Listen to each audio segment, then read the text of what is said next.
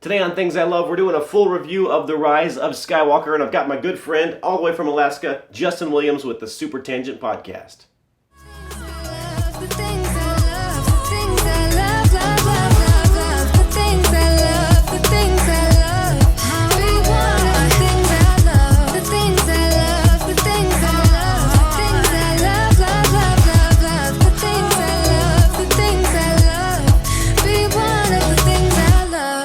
Boom.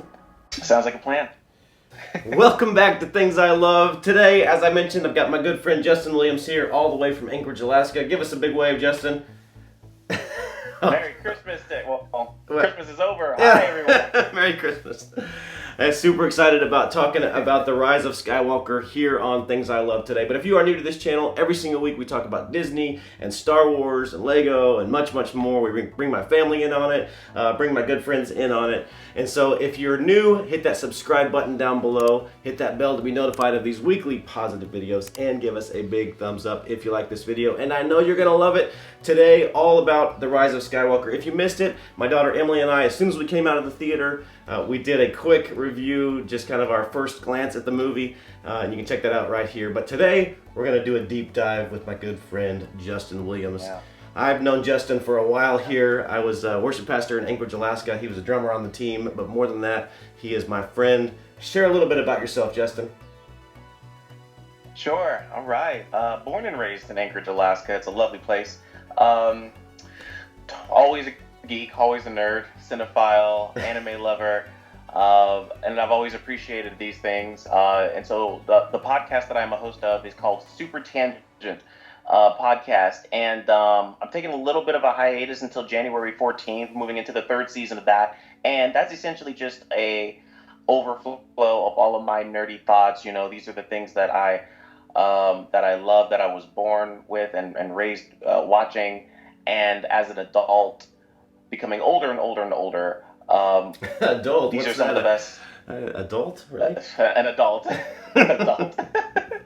Some of the best conversations I've had is stuff about film and you know, cinema and franchises like Star Wars, you know, and all sorts of things, and just nerd politics and pop culture politics is one of those things that just seems to transcend race and gender and belief systems, and so you can talk to people about these sorts of things, whether you love them, whether you can't stand them. You just find an understanding between, you know, family and strangers, and it's just one of those things that really I found connects us as adults. You could break it down psychologically, sociologically, and just have a good conversation with people. And any tool to bring us closer together, especially in this day and age, is a beautiful thing. So I'm honored to be able to do this podcast, humbled that people actually have to want to hear what I have to say, and I'm just thrilled to be on the show, man. Thanks for having me. Absolutely, man. I am super excited to have you on the show today. And to be clear, we are both big fans of Star Wars. And when I say big fans, I mean we actually enjoy the films. So we're going to talk about it here today. But he did mention that he is the host of Super Tangent podcast. They do a great job, so you want to check them out on whatever you listen to podcasts on. And then you've kind of got this new venture here going. I received my stickers in the mail this week, and I've got you got Luke, you got Obi-Wan. Why don't you share a little bit about this while I share these stickers? Absolutely. So part of my season 3 brand that I'm kind of trying to do, it's basically just a reset of absolutely everything. And one of those things is opening up an Etsy store. And so I went ahead and you know, me and my wife are both huge graphic designers. Before I graduated as a sociology major, I was an art major, and I took a really deep dive into the world of, you know, digital art and graphic designs, and basically became obsessed with Illustrator, Adobe Illustrator. And so I've always just liked the idea of homemade stuff. Etsy is just the king of that online as far as I'm concerned. Yeah. And so I just decided to share some of my designs online, and got a couple of purchases, and so that's just going to be part of the season 3 engine going forward, is just having that stream of revenue where I'm able to share my designs those are just little vinyl stickers. These But are they're really awesome. fun, These and are they're awesome. really cool. I got these for Yeah, Christmas from my wife. and yeah, it's just a fun little venture. The Super Tangent store on Etsy. You can just Etsy me or Google me or whatever, and I'll be there. But if you want one, find me, and I will be pleased to make them for you. Yeah, so this they're is a set. Those Star Wars stickers are a set of 9. Yeah. Right now, I have a New Hope pack and an Empire Strikes Back pack, and so every movie is gonna get one. And I hear that there might be a Mandalorian pack. Absolutely. I wish I had made it already before the first season ended, but you gotta have some that Baby one's Yoda definitely out there. Yeah. Well, cool. Yeah, and then also, I don't have it here today, but he's got one of me that he made. I'll put that right here. And so, am I correct in saying that if you wanted one custom made for yourself, you can do that as well? Absolutely, yeah. That's one of the. I've done that twice already. One for you and one for another friend for her blog. And just find me on Facebook or just message me on Etsy, and I can definitely hook you up. Cool. Because that's a delight for me. It's always a challenge as a graphic designer, so I can definitely do that too. Cool. So I'll put those links in the show notes below, and you can check that out at Super Tangent. All right, let's get right into it. I've got some talking points here to kind of keep us on track. And the first one I wanted to kind of talk about was the expectations going into the movie. Like, my expectations were huge, but at the same time, I didn't have anything that I had to have to make the movie work for me. I mean, The Rise of Skywalker is the last, and we can talk about that in a little bit, the final movie in the series, in the Skywalker Saga. But that's really my only expectation that I had, was that it was going to be the final. Other than that, man, I just went in like I was a 10-year-old kid going to the movies. And that's kind of my philosophy about watching Star Wars movies. Is I go into these movies as if I'm that little kid that grew up with Star Wars, and all I have in my eyes is just wonder and awe, and it's all fun to me. If I go in trying to analyze everything right from the beginning, it just ruins it. So that's how I kind of went into this movie. What about yourself? Yeah, well, first of all, yeah, I absolutely loved it, and this was probably the first time in a while that, like you said, I didn't really buy into, basically what the fandom as a whole for Star Wars loves to do, which is kind of solve the movie's mysteries before you go in. Sure. I think one of the biggest problems with the fandom in regards to how we reacted to Episode 8, The Last Jedi, was that we tried to go in, speculate, and theorize on anything it could have been. We walked in the movie, and we walked out of the movie, and I think most people were just disappointed. Not that they didn't get answers to their questions. I think they just didn't like those answers to their questions. Yeah, right. And so understanding that, and I personally, I love The Last Jedi, but understanding that... Yeah, me too, brother. Me too. I love The Last Jedi. Yeah, absolutely. Yeah, just going into that, it kind of makes you think, okay, what am I doing wrong? Am I doing something wrong? Why am I not enjoying this as much as I possibly could be? And so going into Rise of Skywalker, part of the thing I had to do was just kind of avoid all the hype of it. Sure. It was advertised, as, Episode 9, the last chapter to the end of Skywalker Saga, but you and I both know there's going to be more. There has to be more. That's Disney the big is not question. Going to stop it's making like, Star Wars movies. When is Episode 10 coming out, really? Right. So my expectations were, I mean, as high as they could be going in. But like you said, I just wanted to enjoy this movie as a movie. I didn't want to try to solve it or break it down. I just wanted to enjoy whatever J.J. Abrams had to bring to the table. And I thought he did a really good job. Oh, he did a great job. And it was a very daunting task, if you think about it, taking all of this and packing it into the final film. I loved Last Jedi. I'm with you. I loved Last Jedi, and I loved how J.J. Abrams really connected the two. Actually, connected all three quite well. And I love that. One of the things that I loved, and I don't know if you feel like this, but the trailers, like there was a ton of trailers, these little 10-second, 30-second trailers going into the movie before we even got there. I feel like they did a great job of thinking you were going to go one direction, and then when you watch the film, it went a different direction. I mean, look, we're going to talk spoilers today, and the C-3PO scene where he says, "I'm taking one final look at my friends," that had me bawling in the trailer. But in the movie, I liked the scene, but it didn't go in the same direction that they made you feel like it was going to go in the trailer. Right. And I appreciate that. I like taking you on a tangent, if you will, and going in little different directions. And so that was good for me. So there was our expectations going in. What about our feelings coming out? Like when you finished the film, how did you feel? I felt satisfied. I felt really good. You know, it was just, that film just felt so much like a feel-good movie. Yeah.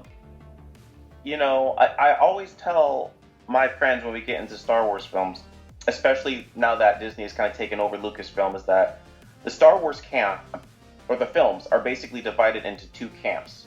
They're divided into a category of movies that ask questions, and the others are in another camp. They're films that answer questions.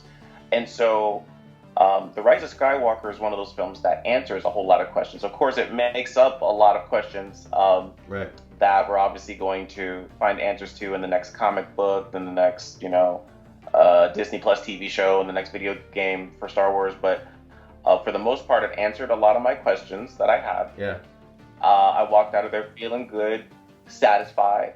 It was a large sense of relief, honestly, because there were just so many little things that I think a lot of people had problems with The Force Awakens and The Last Jedi, and I feel like J.J. Abrams took the daunting task, like you said, to just make a good film, to not necessarily set up the next 22 movies for Star Wars, but to just have a nice conclusion. It didn't end the way everyone wanted it to end. Sure. And that's totally fine. I felt great about it. I loved it. I loved that.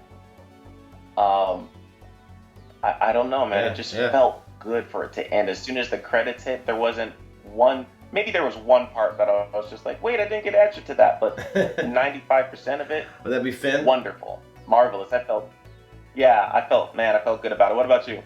Good. The one thing that you were wondering about, would that be Finn? The question that he asked the whole time?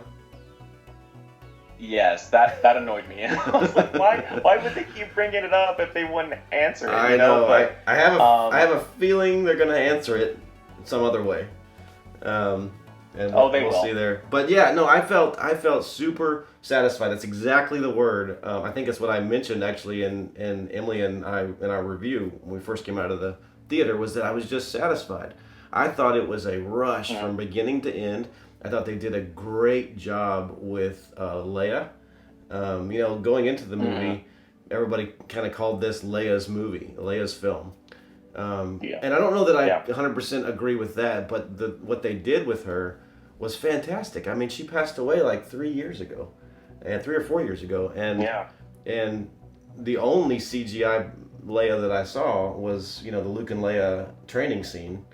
The rest of it they used footage that they previously had, and I just thought they did a great job with it. So from beginning to end, I was just like watching the screen so fast, and it was a lot to pack in, and we'll talk about that in a little bit. But I loved it from beginning. I loved the characters that we've loved for years, and I loved the new characters. There's a lot of great new characters in there, and I just had fun. And if you can't have fun at a Star Wars film, then something's wrong.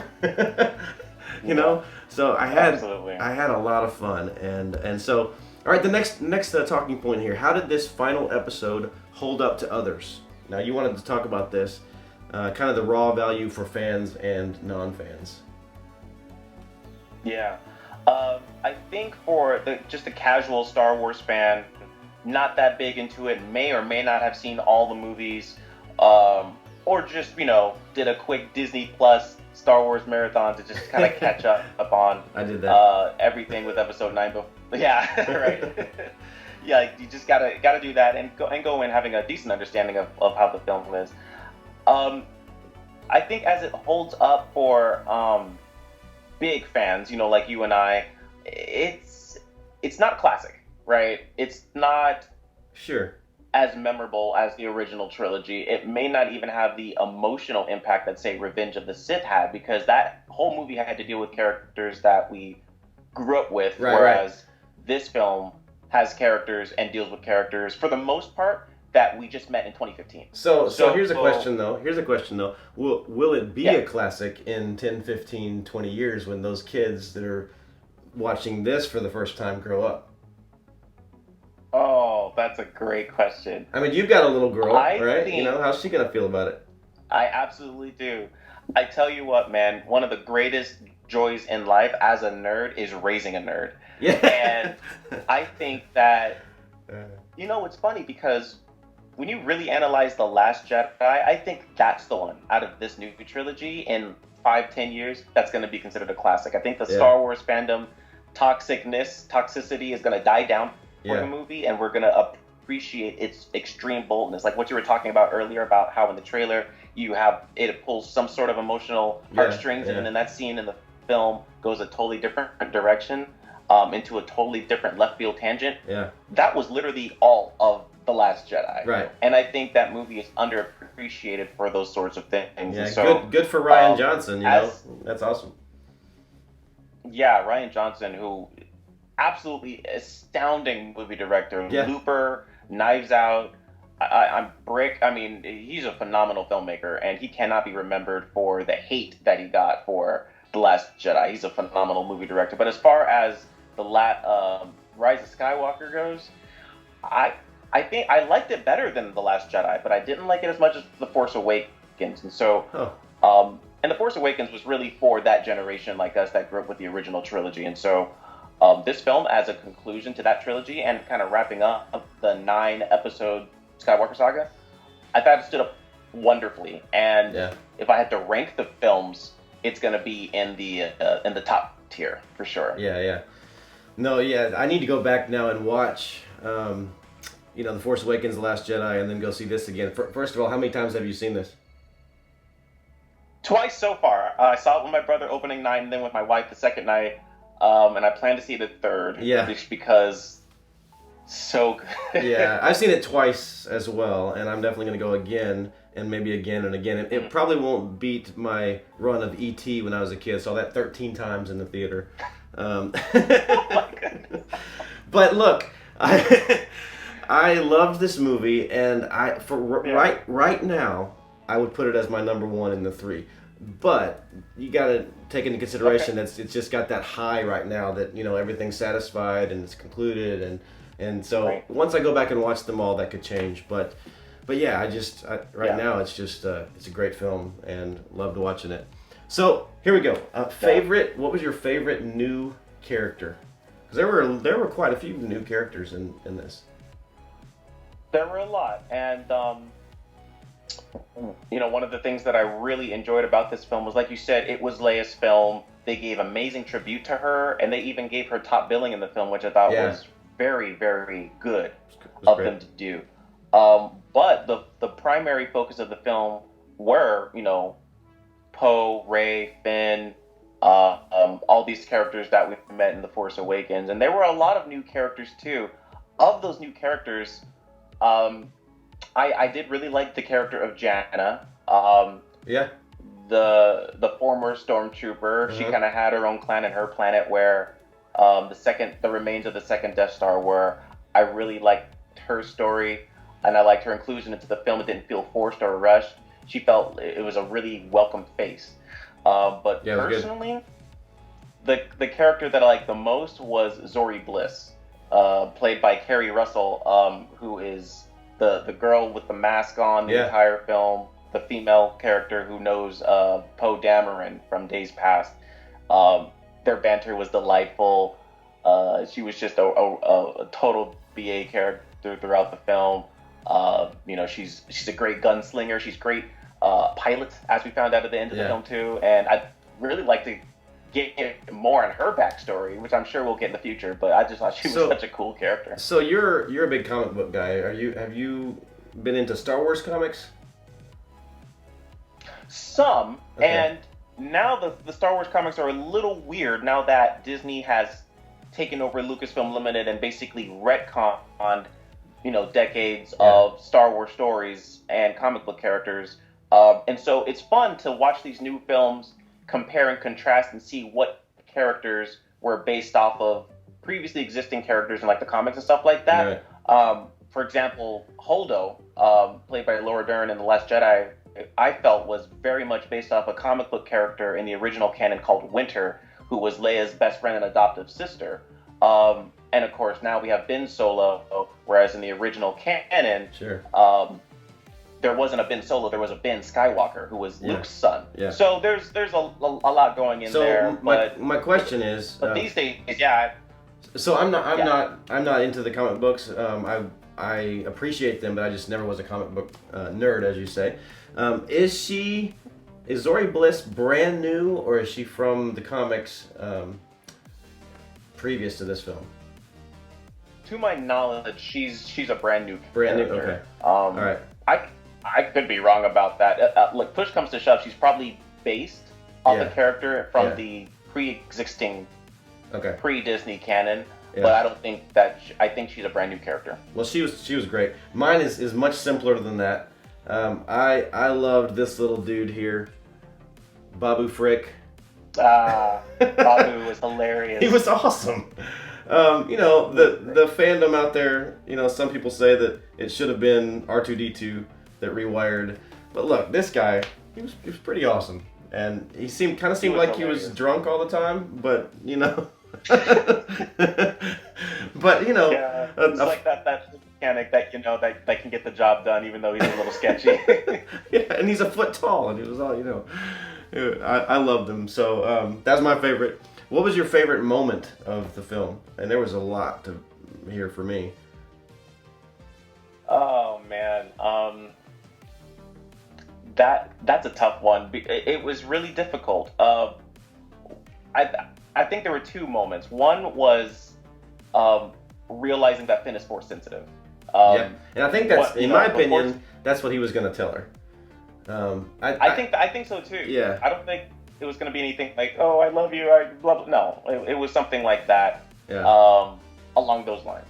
But my other favorite part was when at the end when Kylo Ren and Rey, who were both facing the Knights of Ren and Emperor Palpatine respectively, when they used their shared force connection to transfer one lightsaber to the other. That was incredible. So when Kylo was in the middle of that fight and he pulled out that saber and he was just like, huh? I thought that was so cool. That was pretty incredible, yeah. And did you see it coming? When she put her hand back there, did you see that coming? No, until I did. Yeah. Like a split second right before that, you know? Yeah. That really drew me in. But there's also one more thing, and it's kind of silly because it was in the trailer, but at the very end when Lando Calrissian and Chewie were piloting the Falcon and they had all those ships behind them. Yeah. And Poe just lights up and he's like, we can actually win this, and then Lando just does that infectious laugh that he does. That was just such a feel-good moment. Sure. That was incredible for me because I love Lando. He's one of my favorite characters as an anti-hero in The Empire Strikes Back, and then as a hero in Return of the Jedi. It's like, he's definitely one of my favorite Star Wars characters. So that was a good moment. You touched on. What about you? You touched on one of my favorite moments is whenever all the ships just show up, and I don't know if you watch Rebels or Clone Wars or Resistance or any of those, but you know, if you you couldn't pause that, but you can go online now and see it, and see that image. There's the Ghost from Rebels. Really? There is the Colossus from Resistance. You know, they're in there, and I just think that was a very nice nod to those to that part of the Star Wars world. is it was very quick, For sure. and they didn't, stick on it, but it was quick and it was in there, and I loved it. One of my favorite scenes was when Leia passes and Chewie discovers that she passed away. That was an incredible moment where Chewie just mourns, and you really never seen to that degree with Chewie before. Right. And then Chewie gets his medal too, and so I love that.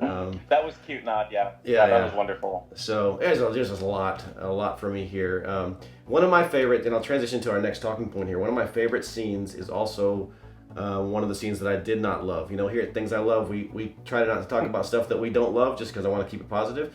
I'm still keeping it positive. I love Star Wars, but there was one scene that I didn't love. But I've grown to love aspects of it, and that is the scene where Rey and Ben kiss.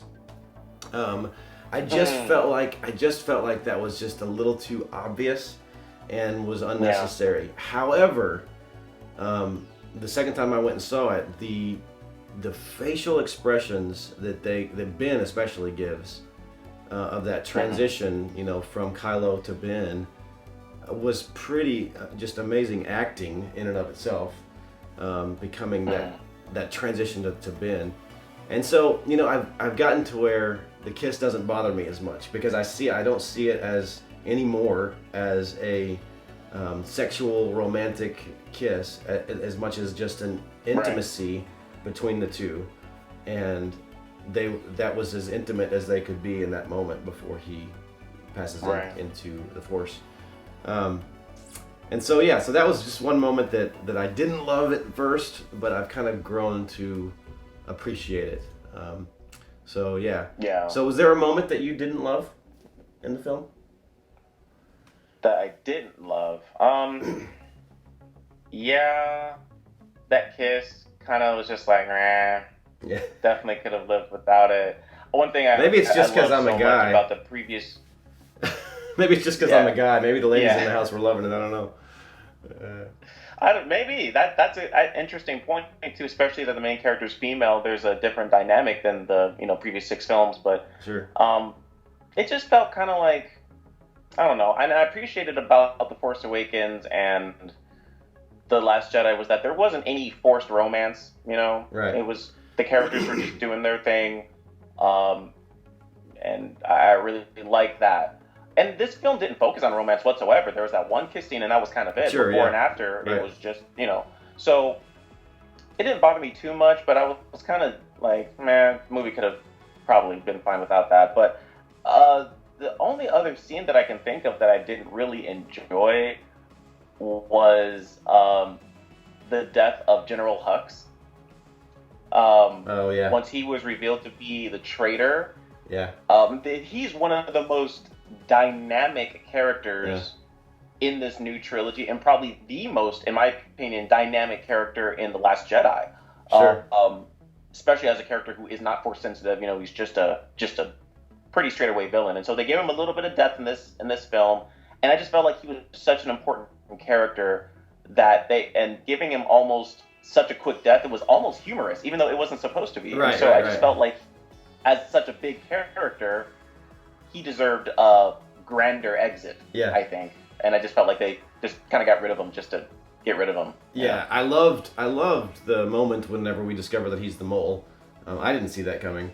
Mm-hmm. But you're right. It was the death was super quick after that. And you're like, wait a minute. We don't get to explore this a little bit. And honestly, that is one of the things that I didn't love about this film is I kind of feel like they could have done what Harry Potter did on the last film and made it into 2 films, because there was so much crammed into it that it was just nonstop from beginning to end, and it was fun. I mean, that added to its excitement, but I think they could have spread it out and then kind of gone into that story a little bit more of Hux and then other things as well. Mm-hmm. But there's always going to be something that that I don't love about Star Wars films, but like I said, in general, love it all. But there's little things that of course we could do better than JJ, right? For sure. They should hire us as the director. Yeah.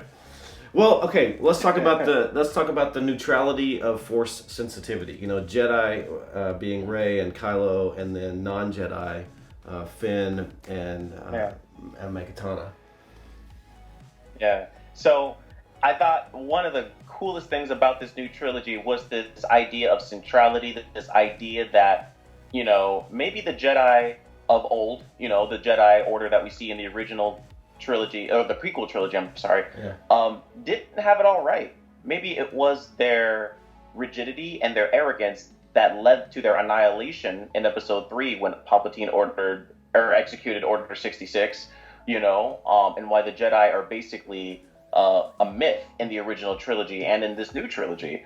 And so we kind of take a deeper dive into that, especially in The Last Jedi.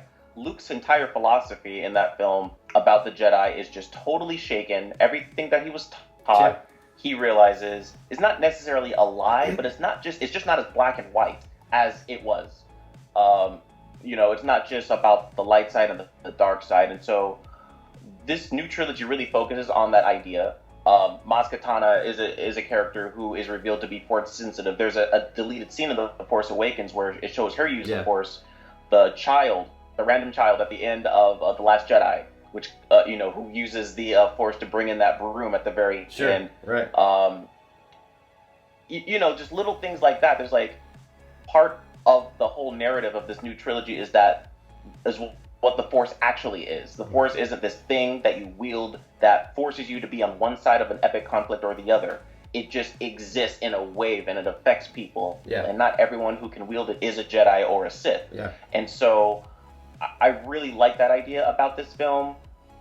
It really drove home the point that it doesn't matter who you are, what you look like, whether you're a woman or a man, a child or an adult. It doesn't matter what the Jedi Order of old said about you being too old to start the training. You can be very sensitive to the Force and use it for good, no matter what. Yeah, there was some. And I love that idea. Yeah, just following the film, there was a lot of criticism about the fact that, or not the fact, but the thought that the storyline of Rey being a nobody and becoming a Jedi was such a great storyline, and then all of a sudden she's a Palpatine, and then that's just blown to heck, and now you can't say that anybody can be a Jedi. Well, that's not true, because as you mentioned, the child from the end of Last Jedi, you've got Finn.